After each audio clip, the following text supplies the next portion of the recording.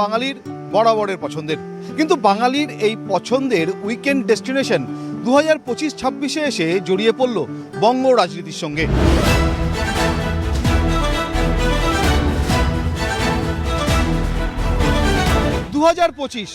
বাঙালির প্রিয় উইকেন্ড ডেস্টিনেশনে রাজ্যের তৃণমূল সরকার তৈরি করল জগন্নাথ ধাম। শুরু হয়ে গেল রাজ্যের শাসক ও বিরোধীর রাজনৈতিক মারপ্যাচ।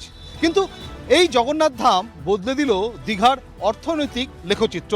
কিন্তু একই সঙ্গে এই জগন্নাথ ধাম জড়িয়ে পড়ল রাজ্য রাজনীতির ঘোর মারপ্যাচের মধ্যে।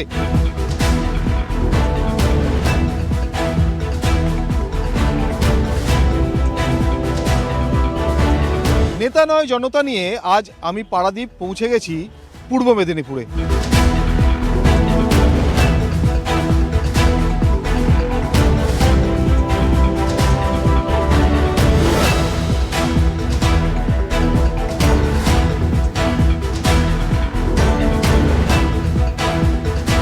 ভাত ভাতা এই ভিক্ষা আমরা রাজ্য সরকারের কাছে চাই না। ভাতা যেটা ওনারা বলছেন, আমি বলবো ওটা ভাতা নয়, সরকারি অনুদান। শুভেন্দু ম্যাজিক পূর্ব মেদিনীপুরের জনগণ আগেও দেখেছে, 26-এর নির্বাচনেও দেখাবে। শিক্ষিত বেকার যুবকদের শিক্ষা, কর্মসংস্থান এসব ম্যাজিক কাজ করবে, কোনো শুভেন্দু ম্যাজিক কাজ করবে না। 2026-এ পুনরায় দিদি 220 থেকে 230+ সিট নিয়ে আসবে, আর আমাদের পূর্ব মেদিনীপুরে 16-0 হবে।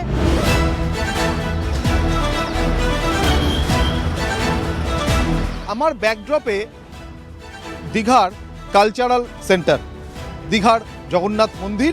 বুঝতেই পারছেন এই মুহূর্তে আমি কোথায় রয়েছি।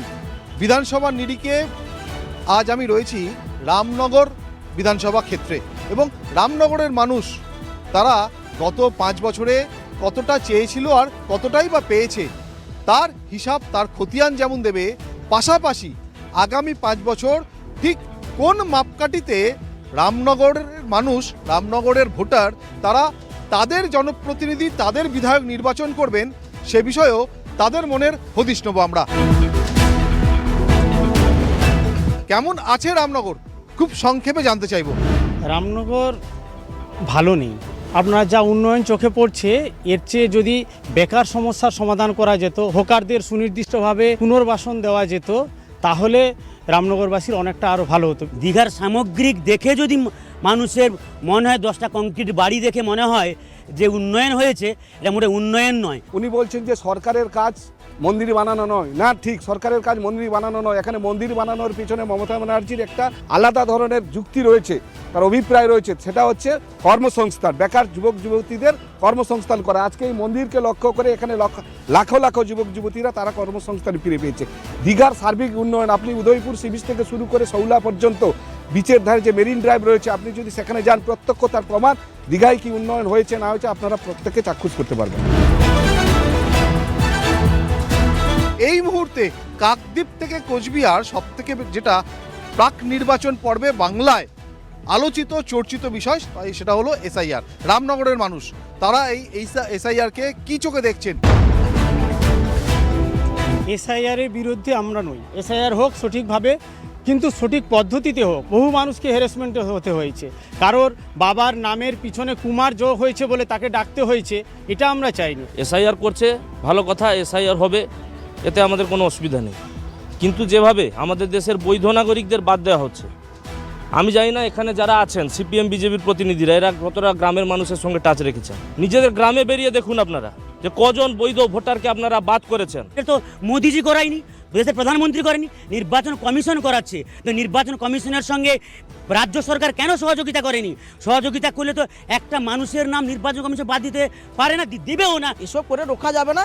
এরপরে আবার দেখবেন ওই 220+, যতই বলুক আর যাই করুক।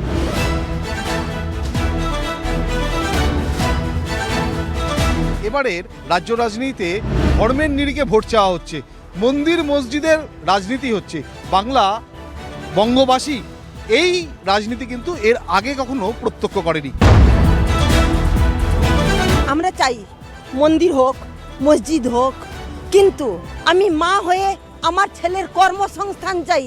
কিন্তু বর্তমান মমতা সরকার বা বিজেপি সরকার কোনো কর্মসংস্থান নিয়ে ভাবছেন না। ওনারা একটা ভাতা ভাতা দিচ্ছেন। মন্দির হওয়ার পরে দীঘায় অনেক মানুষ, বেকার মানুষরা কাজও পেয়েছে। কমপক্ষে এই মন্দিরেই 500-র বেশি লোক কাজ করছে, যারা আমাদের এই এলাকার লোক, যারা কাজ পেয়েছে, বেকার ছিল। বা দীঘায় বিভিন্ন জায়গায় বিভিন্ন ব্যবসার ক্ষেত্রেও উন্নতি হয়েছে। দীঘায় আশেপাশে জায়গা জমির দাম বেড়েছে।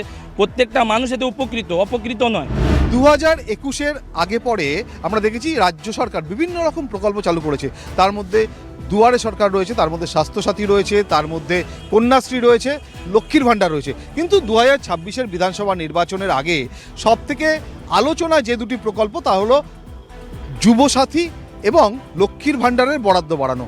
এখানে যারা রয়েছেন তারা এটা নিয়ে কি বলবেন? ভোটের চমক নাকি সত্যি মানুষের সুফল পাচ্ছে? লক্ষ্মীর ভাণ্ডার সরকারি প্রকল্প আমরা সকলেই পাই। ওই 1,500 টাকাতে তো আমাদের সারাদিনের সংসার চলে না।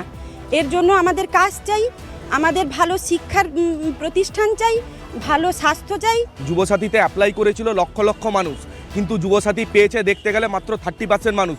ওটা একটা সরকারের ভাঁওতা। আজকে আমি শিক্ষিত একটা যুবক, মাত্র 1,500 টাকা দিয়ে কি আমার সংসার চলবে? ভাতা এই ভিক্ষা আমরা রাজ্য সরকারের কাছে চাই না। রাজ্য সরকারের কাছে চাই যেসব স্কুল বন্ধ হয়েছে ওইসব স্কুল অবিলম্বে চালু হোক, শিক্ষা ব্যবস্থার হাল ফিরানো হোক, গরিবের হাতে কাজ দেওয়া হোক, সরকারি চাকরি দেওয়া হোক এবং বেসরকারিতে নিয়োগ হোক। ভাতা যেটা ওনারা বলছেন, আমি বলবো ওটা ভাতা নয়, সরকারি অনুদান। সরকার কেন অনুদান দিচ্ছে? সশক্তিকরণের জন্য। মেয়েদের দিচ্ছে, অনেকের হয়তো পয়সা থাকতে পারে, অনেক মহিলার পয়সা আছে, তো ওনাদের কাছে ওই 1,500 টাকাটা খুব সামান্য। কিন্তু একজন খেটে খাওয়া মানুষের কাছে ওই 1,500 টাকাটা তার মেয়ের টিউশন ফি। অনেক খেটে খাওয়া মানুষের কাছে ওই 1,500 টাকাটা তার অসুস্থ স্বামীর চিকিৎসার ওষুধের খরচ। এই কথাটা ভাবতে হবে। এবার 2026-এর বিধানসভা নির্বাচন এবং মেদিনীপুরের ভূমিপুত্র, এই মুহূর্তে রাজ্য রাজনীতির যিনি চর্চিত চরিত্র, শুভেন্দু অধিকারী। পূর্ব মেদিনীপুরে 16টি বিধানসভার আসন রয়েছে। এই 16টি সিটে কি মনে হয় শুভেন্দু ম্যাজিক কোনোভাবে কাজ করবে? শুভেন্দু ম্যাজিক কোনোভাবেই কাজ করবে না। পূর্ব মেদিনীপুর জেলায় জন্মগ্রহণ করেছে, এটা পূর্ব মেদিনীপুরবাসীর লজ্জা। এই লজ্জাকে ঢাকতে 21 সালে মানুষ রায় দিয়েছিল, 16টার মধ্যে আমরা 9টা পেয়েছিলাম। এবার বলবো ওই 7টার বুলবুলানি আর থাকবে না, আমরা জিতছি 16টা। শুভেন্দু ম্যাজিক পূর্ব মেদিনীপুরের জনগণ আগেও দেখেছে, 26-এর নির্বাচনেও দেখাবে। কারণ ইতিমধ্যে আপনারা দেখেছেন 2021 সালের পরে 2024-এর লোকসভাতে পূর্ব মেদিনীপুর 15-1 করেছে বিজেপি। শুভেন্দুর ম্যাজিক বলছেন। শুভেন্দু বাবু যদি এত বড় নেতা, তাহলে তার ঘরের পৌরসভা কাঁথি পৌরসভায় তৃণমূল কেন তার চেয়ারম্যান করতে পেরেছে? এই প্রশ্নের উত্তর কি দাদাটা দেবেন? শিক্ষিত বেকার যুবকদের আর মা বোনদের শিক্ষা, কর্মসংস্থান, এসব ম্যাজিক কাজ করবে, কোনো শুভেন্দু ম্যাজিক কাজ করবে না।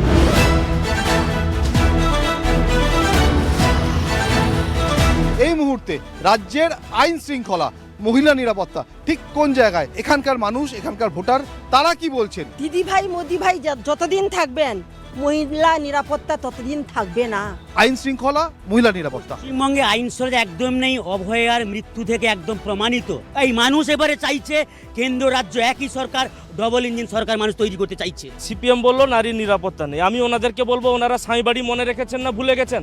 আর বিজেপিকে বলবো 22টা রাজ্যের ডুগডুগি আপনারা যে বাজান, হাতরসে যখন ওই মেয়েটাকে ধর্ষণ করে জ্বালিয়ে পুড়িয়ে মারা হয়েছিল তখন আপনারা কোথায় ছিলেন?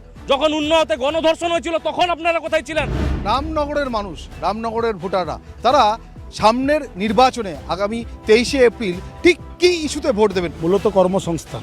বেকার যুবকদের কাজ নাই, শিক্ষা শেষে চাকরি নাই, এটা হচ্ছে মূল কথা। দুর্নীতির প্রতিবাদ চায় জনগণ, ভোটের মাধ্যমে তার জবাব দেবে। দুহাতে কাজ, মাথার উপরে ছাদ এবং রামনগরের জনগণ তাজপুরের বন্দর, অন্নপূর্ণা ভাণ্ডার এবং আয়ুষ্মান ভারত যোজনা, মোদিজির সরকারের যে ডবল ইঞ্জিনের সরকারের শিল্পায়ন, ওইসব নিয়ে ভোট হবে। এবারে নির্বাচন শান্তি, সম্প্রীতি এবং উন্নয়নের পক্ষেই ভোট হবে। 8 থেকে 80 মমতা ব্যানার্জির যে প্রকল্পগুলো আছে, মানুষ সেই ইস্যুতেই ভোট দেবে। আমরা তাকেই ভোট দিব যারা বিপদে আপদে আমাদের পাশে থাকে।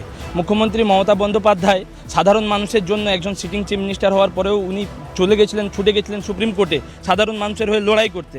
তো আমি সেই নেত্রীকেই চাইবো। একদিকে তৃণমূল কংগ্রেসের অখিলগিরি, অন্যদিকে ভারতীয় জনতা পার্টির চন্দ্রশেখর মণ্ডল, আরেকদিকে বামপন্থী প্রার্থী অশোক মাইতি। ত্রিমুখী প্রতিদ্বন্দ্বিতায় আগামী 23শে এপ্রিল রামনগর কোন দিকে তার সমর্থন ঢেলে দেয়, তার রায় জানায়, সে তো সময় বলবে। কিন্তু আমি পারাদীপ আজ নেতা নয় জনতা নিয়েছিলাম মেদিনীপুরের রামনগর বিধানসভা ক্ষেত্রে। দেখা হবে নতুন কোনো কেন্দ্রে, নতুন কোনো বিধানসভায়।